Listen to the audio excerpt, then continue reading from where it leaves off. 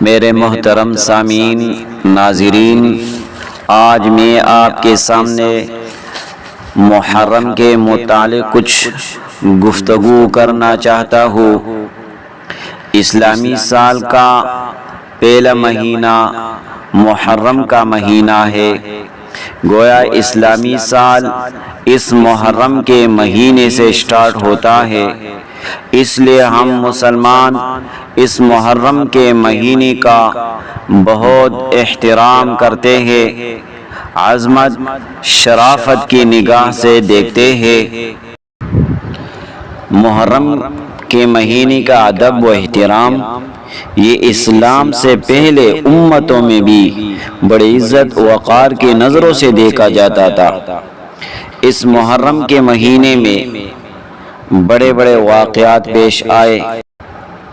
ان میں سے ایک واقعہ حضرت موسیٰ علیہ السلام کا واقعہ ہے کہ 10ویں محرم کو حضرت موسیٰ علیہ السلام اور بنی اسرائیل کو اللہ تعالیٰ نے ظالم فرعون بادشاہ سے نجات دی، اور وہ ظالم اور اس کے ساتھی ایک دریا میں غرق کیے گئے۔ تو موسیٰ علیہ السلام نے اس دن شکریہ کا روزہ رکھا تھا، تو آپ صلی اللہ علیہ وسلم نے بھی روزہ رکھا۔ اس 10 محرم کے دن حضرت امام حسین رضی اللہ تعالیٰ عنہ کے شہادت کا واقعہ بھی پیش آیا۔ لیکن میرے بھائیوں، شہادت کوئی غم کی چیز نہیں ہے، شہادت کوئی غم کا نام نہیں ہے۔ اگر کوئی کسی کی موت کی خبر سن لے تو دل کی کیفیت کچھ اور ہوتی ہے، اگر کوئی کسی کی شہادت کی خبر سن لے تو دل کی کیفیت کچھ اور ہوتی ہے۔ شہادت کے نام سننے سے دل میں خوشی کا ایک لہر آتا ہے۔ اگر کوئی مسلمان مر جائے تو اسلام کا حکم ہے کہ اس سے کپڑے اتار دیا جائے اور اس کو غسل کفن دیا جائے، پھر دفن کا انتظام کیا جائے۔ اگر کوئی مسلمان شہید ہو جائے تو اسلام کا حکم ہے کہ اس خون آلودہ کپڑوں کے ساتھ دفن کیا جائے، کپڑے نہ اتارے، غسل بھی نہ دے۔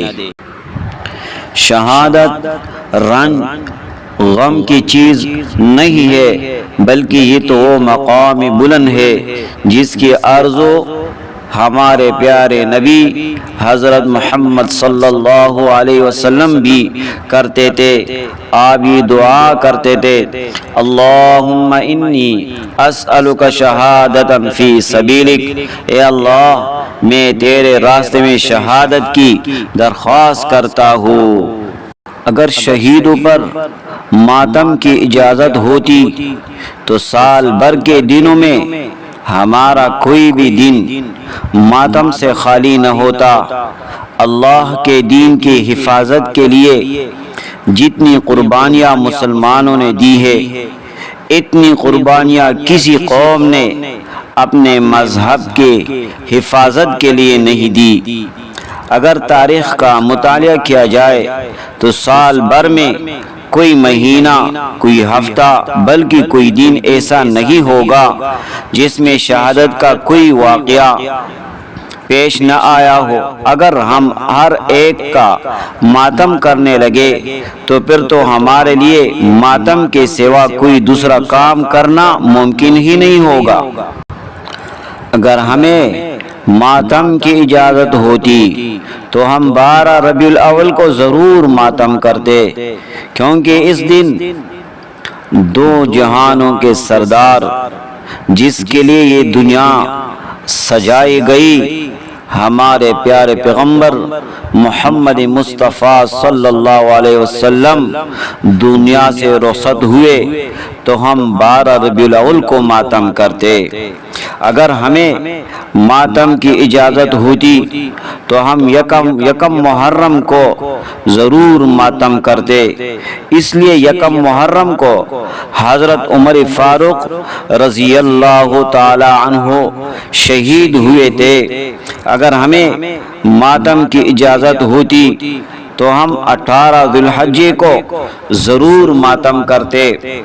اس دن حضرت عثمان غنی رضی اللہ تعالی عنہ کو شہید کیا گیا۔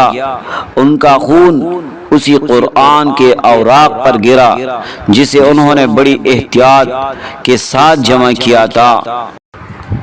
تو لہٰذا اسلام نے ہمیں ماتم کی اجازت نہیں دی، بلکہ 10 محرم کو اسلام نے 2 اعمال بتلائے ہیں۔ نمبر 1 روزہ رکھنا، نمبر 2 اپنے گھر والوں پر کھانے پینے میں وسعت کرنا۔ حدیث شریف میں ہے کہ جس نے یوم عاشورہ یعنی 10ویں محرم کے دن اپنے بچوں پر کھانے پینے کی وسعت کی، اپنے طاقت کے مطابق اچھا کھانا کھلایا، تو اللہ تعالی پورے سال روزی میں اضافہ کرے گا۔ بعض لوگوں میں حضرت امام حسین رضی اللہ تعالی عنہ کے متعلق مشہور ہے کہ وہ پیاس سے شہید کیے گئے، لہذا یہ شربت ان کے پاس پہنچ کر ان کی پیاس بجھائے گا۔ اس عقیدے کی اصلاح ضروری ہے۔ یہ شربت وہاں نہیں پہنچتا اور نہ ان کو اس شربت کی ضرورت ہے۔ اللہ تعالیٰ نے ان کے لیے جنت میں اعلیٰ سے اعلیٰ نعمتیں عطا کر رکھی ہے، جس کے مقابلے میں یہاں کا شربت کوئی حیثیت نہیں رکھتا۔ محرم کے مہینے کو ماتم یا سوگ کا مہینہ کہنا ناجائز اور حرام ہے۔ محرم کے مہینے میں شادی کو منحوس سمجھنا یا نکاح کو منحوس سمجھنا یا شادی اور نکاح کو ناجائز سمجھنا یہ سخت گناہ ہے۔ اسلام نے جن چیزوں کو حلال اور جائز قرار دیا ہو ان کو ناجائز اور حرام سمجھنے میں ایمان کو خطرہ ہے۔ محرم کے مہینے میں سبیل لگا کر شربت پلانا یا اس شربت کے لیے چندہ دینا یا چندہ جمع کرنا بے اصل ہے۔ اسلام میں اس کا کوئی ثبوت نہیں ہے۔ بعض عوام محرم کے مہینے میں قبروں پر مٹی ڈالنے کو ضروری سمجھتا ہے، یہ بھی بے اصل ہے۔ اس کا کوئی ثبوت اسلام میں نہیں ہے۔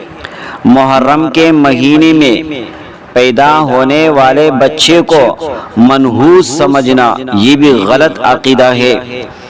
اور اس محرم کے مہینے میں سینہ پیٹنا، جلوس نکالنا یہ رسومات ہے، رواج ہے۔ اسلام کے ساتھ اس کا کوئی تعلق نہیں ہے۔ اللہ رب العزت اس ناجائز رسومات سے ہمیں بچائے۔